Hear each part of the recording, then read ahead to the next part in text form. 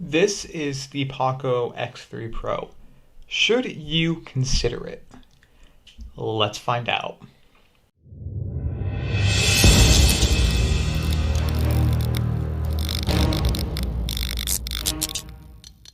What I have here is a Xiaomi launch package. This is for the Poco X3 Pro. Now there's a bunch of cool things about this that I'll get into. So what they did was they sent me out the phone in this big package, and this is it. It says, "Welcome to the Poco family. Thank you for choosing Poco. The mission of Poco is everything."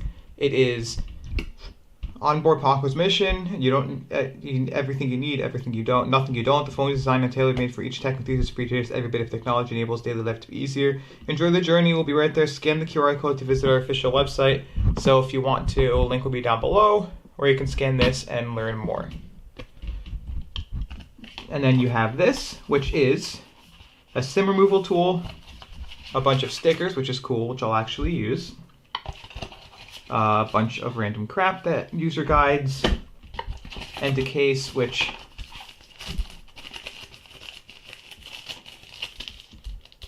these cases aren't like best cases in the world. It's a free phone case that comes in the box, and a SIM tray tool. So let me put this all back. I'm going to use the case that's in the box right now, so I'm going to leave that out because yeah. And then we have this.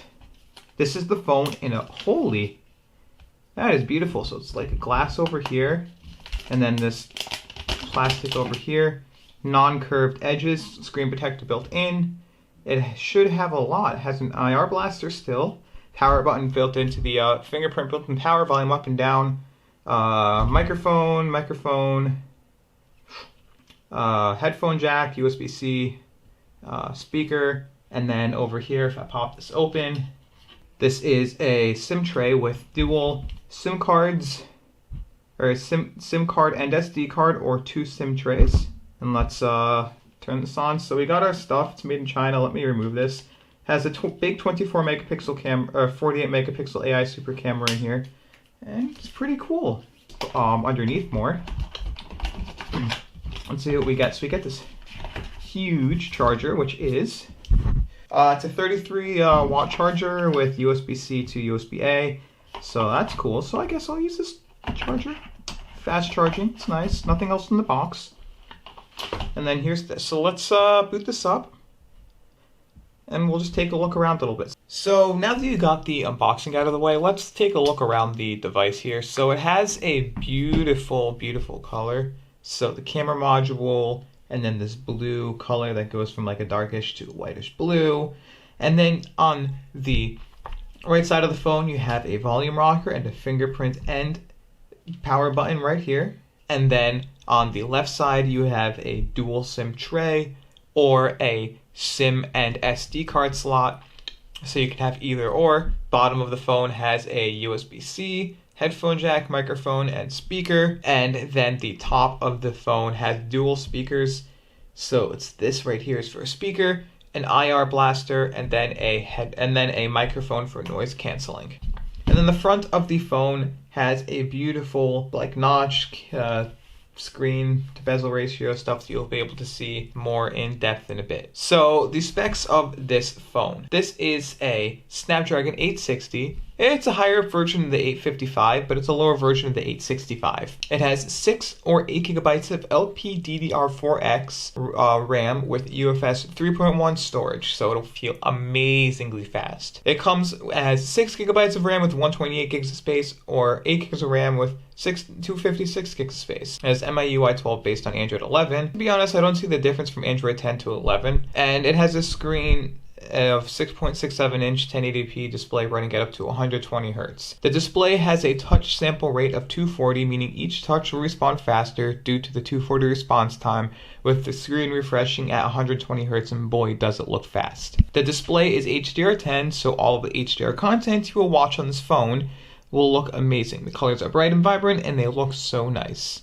There are 3 colors available: Phantom Black, Frost Blue shown here, and Metal Bronze. The glass on the phone uses Gorilla Glass on the front, which, as Jerry Rigs Everything says, it'll scratch at a level 6, with a deeper groove at a Mohs 7. The battery of this phone is a 5160 mAh battery at 33 watt USB-C fast charging included in the box. There are 4 cameras on the back, a 48 megapixel main sensor, 8 megapixel ultra wide, 2 megapixel depth sensor, and a 2 megapixel macro sensor. The front camera is 20 megapixels. Both cameras include a night mode available to them, and the audio on this phone is really good. There is dual speakers with them being high-res certified, and also a headphone jack. The phone is 4G LTE, so no 5G available. Bluetooth 5 and Wi-Fi available in the phone, and an IR blaster and NFC. The IR blaster is great for allowing devices to control your TV or anything that uses standard remote. There's a side mount fingerprint sensor, which is quite fast. Also AI face unlock, which I tried using a photo of myself to fake and it didn't work. Only worked with my actual face. The speed of the phone is great. Using UFS 3.1 storage mixed with an SD860, it feels smooth and great. The apps open up really fast and all the games you want to play feel even better. So if I were to actually go here, let's open up Subway Surfer, so I'll scroll all the way down till I get to it. It's apparently 120 Hz compatible. So you can see it opened up really fast. Loading times are, for Subway Surfer, is pretty fast. And you can see fast and fluid. No slowdowns, no nothing. And then if I go to another app, let's say I'm going to go to Asphalt. Let's let it load.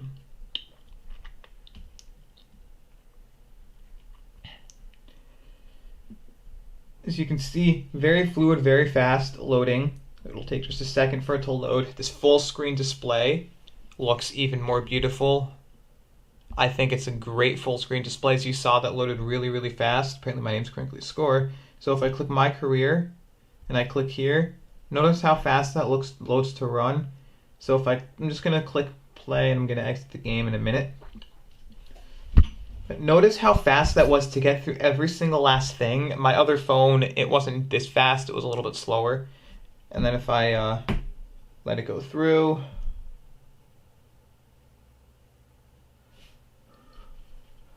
just gonna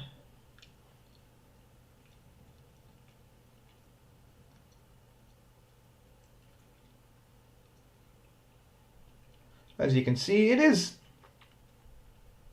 really fast here, really smooth and fluid, like nothing is actually wrong here.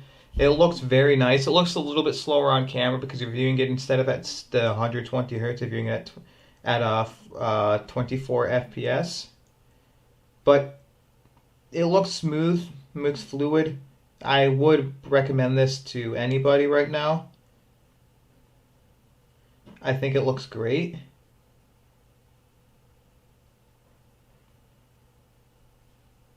I almost crashed there.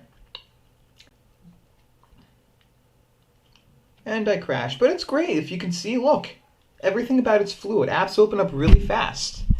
It's the 120 Hz screen, so the shooters from racing games you saw are fast. The phone doesn't slow down and has a fast feel no matter how long you have been using it. Battery life is excellent.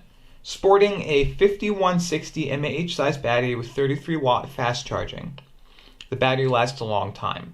I can get about 8 hours of screen on time with that using YouTube, playing mobile games, and browsing social media. I'm able to get a whole day out of the phone really easily. I can go out in the morning at 100%, make calls and text people, run a YouTube video, play clicker games, and still have about 30 to 40% when I get back home later that night. The 33 watt charging included in box allows me to get up to 100% charging in about 50 minutes. This allows for me not to have to charge my phone overnight, which I do not recommend doing as you may overcharge your phone and not have the battery health last as long as it could. The fast charging helps to be able to do this and charge the battery when you do your morning routine. Normally, if you don't charge overnight and you have a battery at around 30 to 40% when you go to sleep, you're able to have the phone charge really fast when you wake up. Let's talk a little bit about MIUI 12. The phone's operating system is MIUI 12 based on Android 11, MIUI version 12.0 stable, and running Android version 11, as you can see right here. Which I'm not even understanding this correctly, this thing. So it runs the Android 11. There are so many things about this OS that I like, and some that I dislike. Let's start out with the cons of the phone. The main thing I don't like about MIUI is it's not stock. I like a clean, stock-looking experience, something that will give me a somewhat stock with extras to the phone to make it worth it. Kind of like Oxygen OS. That's really the only thing I dislike about this phone. Now for the pros of the OS are even better. Being MIUI based on Android, you have the update schedule of Xiaomi, allowing for the stuff they want on the phone to be in there. So you have some stuff like floating windows. So I can open up an app, maybe even like a texting app of some sort, and I can make it into a floating window. Now for some reason it's not showing up here, but I have floating window space available. And then I have network speed on the status bar. So if you can see right over here, there actually is a network indicator on the corner of my status bar. If you wanted a control center-like experience, you can also have this control center. So I have this over here, this MIUI control center, which is nice. And if you hop into the launcher, you can see so many things. So you have your transition effects. You can set the default screen, and you can have a bunch of other things, and you can click more. When you click more, you have the option to change your background. An icon pack. Normally, on most phones, you have to download a third-party launcher to be able to even download an icon pack. So with this phone, you can just go right here where it says System. And I have a couple icon packs available, so I can download. As you can see, here's the default camera icon. When I click this is what it shows. Let me click Apply. As you can see, all of my icons changed. Now I'm just going to change it back to stock, more, icon pack, system, apply. And then I can just go back into here and go into settings for it. You can even customize how many rows of icons there are. So if I go into customize layout, I can do XL, medium, 2, 3, 4, 5, extra small, medium, and I can click apply. And it's so many things. If you hop into the settings, there are many more things you can do. Like you have your about phone, you can update system apps, your security status, your SIM card and networks, Wi-Fi, Bluetooth, and your connection and sharing, which NFC is a thing on this phone. I don't even know why it's enabled by default for me. I don't know why I didn't do it, and more. If you go into your lock screen, you get some extra settings. You get your sleep, raise to wake, so what I can do here is I can pick up the phone and it'll wake it up. Or double tap and it also wakes up. So I can do that. There's also lock screen format, which changes the way the lock screen looks. I can wake lock screen for notifications. So pocket mode locks touchscreen gestures when placed in a pocket. So if I have this placed in my pocket, none of the touchscreen would work, so that if you accidentally unlock it, you put your finger on the thing you have in your pocket, like oops, I can just, as you can see, it's not even allowing me to press the power button of any kind. It's so subtly soft that it's just not working, and I can't control. It says do not cover earpiece for the phone in very, very light text over there. I can do launch camera, so double press the volume down button and you get your camera app. The display settings gives you a dark mode or light mode. So as you can see, light mode, I'm going to keep it actually like light mode because it shows off the screen a little bit better. You have your color scheme and you have your refresh rate. This is the only place where you can change your refresh rate. You can choose between 60 or 120. So it shows over here the 120 hertz refresh rate. For me, it didn't really take up a lot of battery at all. And there's an option for a home screen if you go back, which allows you to customize your home screen stuff, which if you were to go into this, tap and hold, click settings, more, you have the same section. So you have that section right there in your settings area under home screen. Notification control center changes up your control center style, so I can have it standard, or I can have a control center with this, which I actually like it a little better. And then you have your status bar, which you can change up a little bit to your liking. Password and security is where you would change the lock screen passwords. So if I go in here, I can change my lock screen password. You know my password, pattern, pin, or password. Make pattern visible, turn off screen lock. So I do fingerprint unlock. And this is where I would use my set up a fingerprint here. So I can do right thumb, right pointer, all this, privacy password, app lock, or finger recognition method is touch or press. So I can do press, which means that if I go like this, I actually have to press the fingerprint in to do it. Or I can just touch my finger to it and unlocks. So I have that as an option over here. And I'm getting all of my emails, everything's coming in correctly. So if I go in and I have face unlock on, what happens is I have my face saved over here. What I did was I turned on unlock using face data. So what I would do is I would go in, double tap, it would show my face and show a check mark. And now what would happen is when I did this, you have it by default that it doesn't automatically unlock your device without your permission.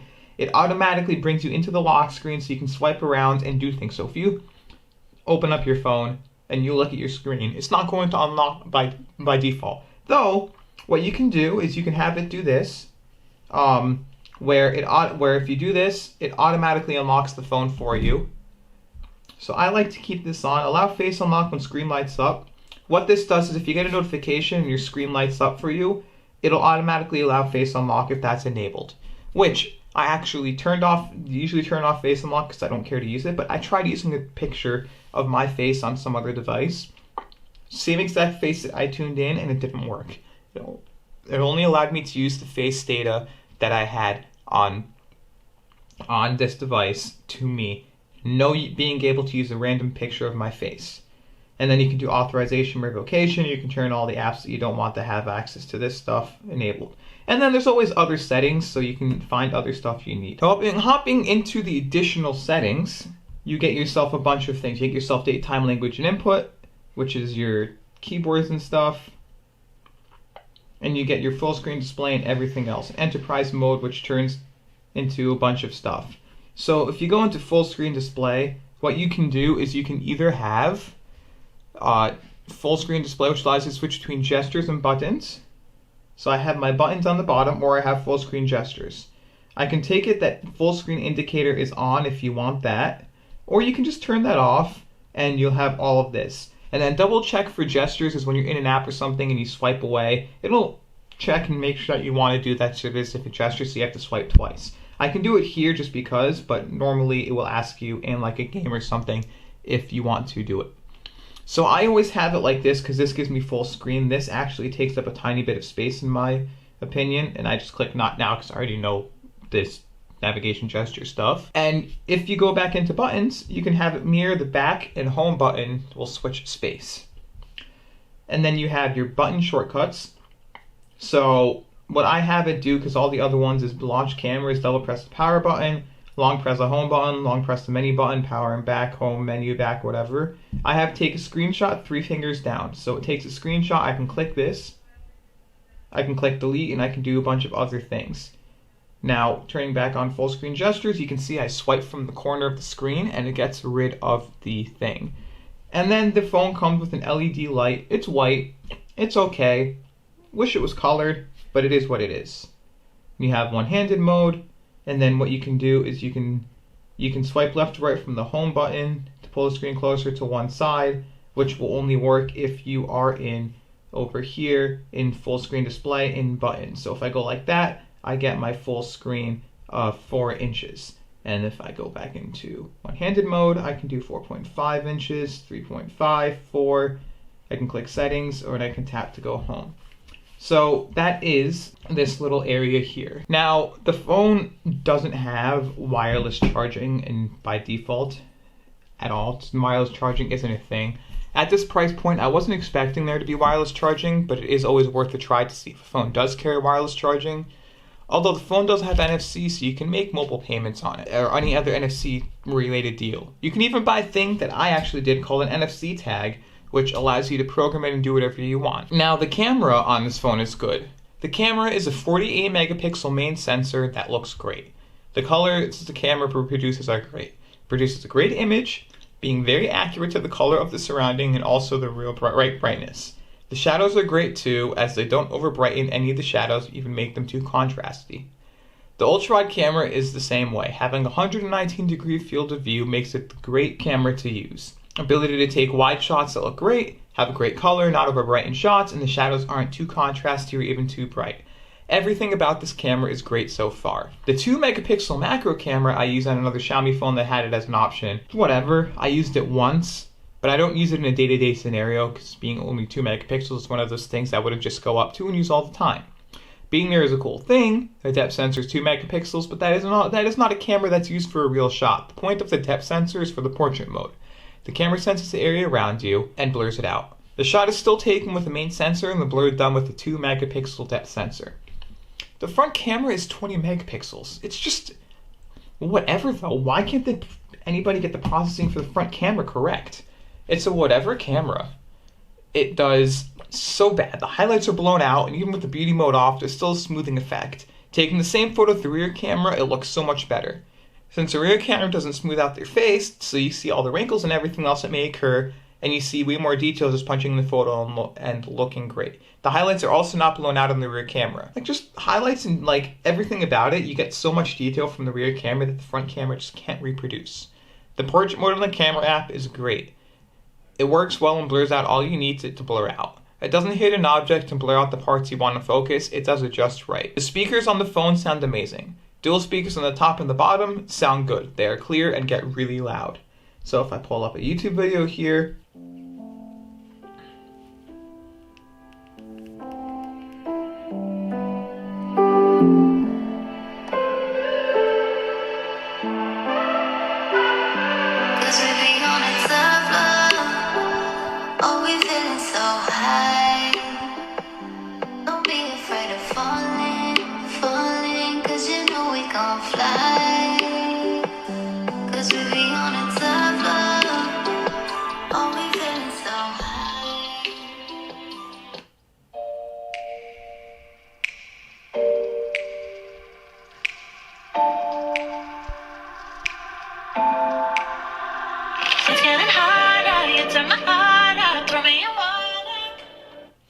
it gets great. Like, I actually like the sound of these speakers. I use them instead of headphones sometimes because I like them so much. I think it's a great speaker design on these phones. I like how even cheaper phones are getting dual speakers that sound great. All in all, the phone is great. The specs are amazing. The phone speed is great too. Feeling fast and fluid for everyday use. Battery life is there and lives up to any claims that are said about it, with charging being a plus at 33 watts included in the box. MIUI may be liked and hated by some, so that's something to consider if you want this phone. NFC is a feature for you to be able to use in any way that you would use NFC. Cameras are on point and the speakers are great. All in all, I would recommend this phone to everyone out there. This is truly a flagship killer and can do everything you need at a very affordable price range. If you did like this video, please rate, comment, subscribe, and enjoy the rest of your day.